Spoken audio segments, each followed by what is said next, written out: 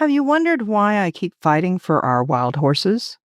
If so, this episode is for you.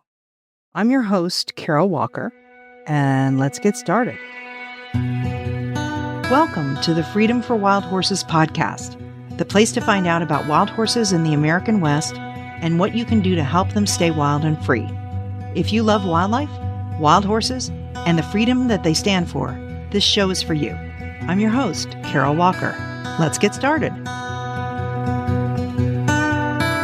I've never been a person who goes on and on about how wild horses are our heritage, a living symbol of freedom, help settle our country, or are the embodiment of the American spirit.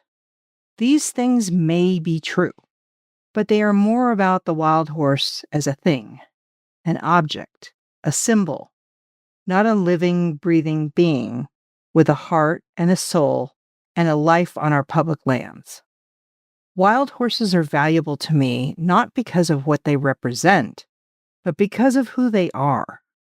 Sentient beings whose lives touch mine every time I am with them. Spending time with wild horses is the greatest gift I have ever been given in this lifetime. Getting to know individuals and their families is a joy. Being wild is glorious, but there are no guarantees. Sometimes it breaks my heart when horses I have grown to know and love become injured and or lose their lives. But it's always worth the pain. I'm going to share with you 2 stories of wild horses that had a profound impact on me last month. I was in Saltwells Creek, Wyoming. This is one of the checkerboard herds in Wyoming that we have a lawsuit against the BLM and their plans to zero out this herd. We were told that because of the continuing litigation, BLM has suspended their plans to zero out this herd until summer of 2027 at the earliest. I had been there for 3 days, and on this morning I saw 4 family bands walking in a line with purpose up on a hill. That almost always means they are on their way to water. There were several small foals in the group, and the mothers nursing these foals need more water than the other horses, so they were very motivated to get a drink in the morning.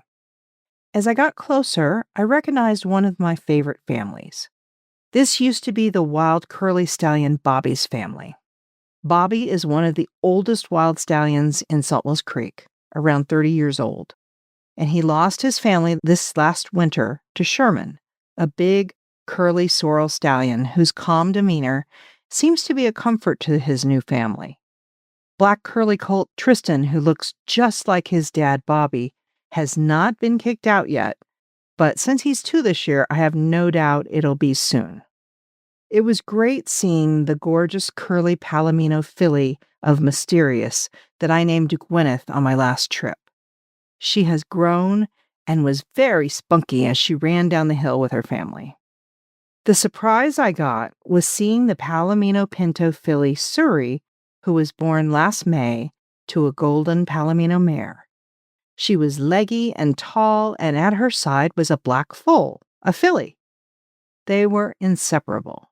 They stayed close together at all times as they ran down the hill, as the family drank, and after as they stood together resting.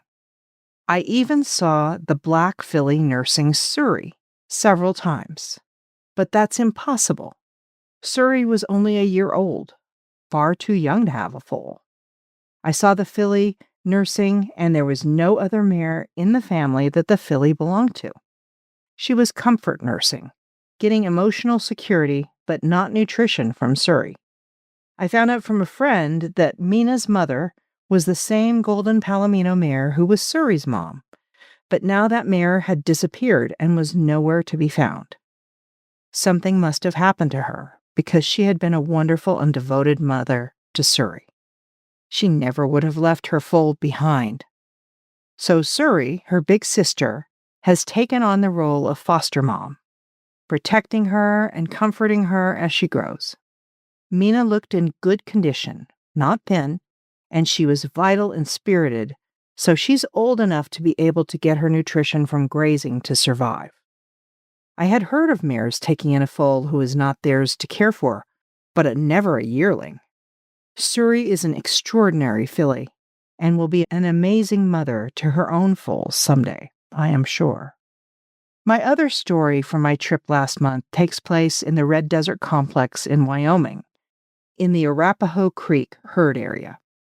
After the devastating winter of 2022 to 2023, when so many wild horses perished, I have gotten to know an extraordinary wild stallion. He's a bay dun with a yellowish tan coat. He has a dark stripe down his back and has primitive markings, or stripes, on his legs, and he has a luxurious black mane and tail. Or at least he did when I first saw him in May 2023. Shortly after that, his mane fell out. This was likely caused by the malnutrition that the horses that survived that winter suffered. A friend of mine told me his name was Fallen Star, and I thought that suited him. Every time I traveled to the Red Desert Complex, I looked for him and watched his family grow, as well as his mane. He was calm and steady with his mares, and when I approached them to spend time with them, he was tolerant of my presence. I would get to a certain distance and sit down, and the mares would relax and watch me, and he would keep an eye on me, but it was a peaceful time. Last month, days before I arrived in the area, I saw a photo of Fallen Star, thin, wounded, and alone. Another stallion had taken his family. I was determined to find them and see how he was doing. In the early morning, I drove into an area I would often find him in, and saw his mares and their foals with a gray stallion with a short tail. He was keeping them closely together, different than the relaxed, spread-out band I was used to seeing with Fallen Star. I continued down the road and kept stopping to glass over the land with my binoculars. Finally, I saw him, and with him was his daughter Kamala and a foal. I drove slowly to a point down the hill from where they were resting. The foal was sleeping flat out, and Kamala was standing over her. I remember when Kamala was born. She's a gorgeous dun who looks just like her father, primitive markings and all. And motherhood suits her. She'd filled out and looked healthy and content. As I walked slowly closer, I could see that Fallen Star was thin, and he had 2 wounds on his flank that were ugly but did not look life-threatening. There were also scars on his usually pristine coat, but he looked just as regal and as beautiful as ever, and his mane was longer and fuller than I'd seen last year in the fall. He and Kamala were not concerned about my presence as I sat down to spend time with them. Fallen Star did keep looking over his shoulder toward the area where the gray stallion and his family were, probably a mile or 2 away. He knew where they were, even though he could not see them. I wondered how Kamala and her filly had managed to join him. Did they sneak off in the night?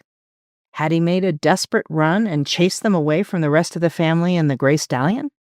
These are questions I cannot answer. Eventually, the filly woke up from her nap, and she's a dun as well, lighter in color than her mother. She nursed and looked around, watching me for a while. Then Kamala started moving down the hill to an area to graze, Fallen Star walking behind them until he threw his head up on alert. He had heard something and charged down the hill with that gorgeous mane billowing in full protection mode. Kamala and her filly ran as well, veering slightly to the right. Finally, Fallen Star stopped running and became more relaxed, moving with Kamala and her foal to a grassy area to graze. I said goodbye to them and headed back down the road, looking forward to our next encounter. Wild horse families change, grow, shrink, and nothing, not even life, is assured. The BLM has the Red Desert Complex under scrutiny with an environmental assessment out for public comment and a roundup scheduled for either October of this year or July of 2027. None of the horses in these herds are safe, and yet they belong here in the high desert lands in Wyoming. They should stay here and live out their lives with their families under the big open sky. I will keep fighting for them because they are horses who are individuals, valuable in and of themselves, and they deserve to live free. Thank you for listening to this episode of Freedom for Wild Horses. Thank you for listening to this episode of Freedom for Wild Horses. If you want to learn more, follow me at www.wildhoofbeats.com for more information and for ways to help America's wild horses. See you next time.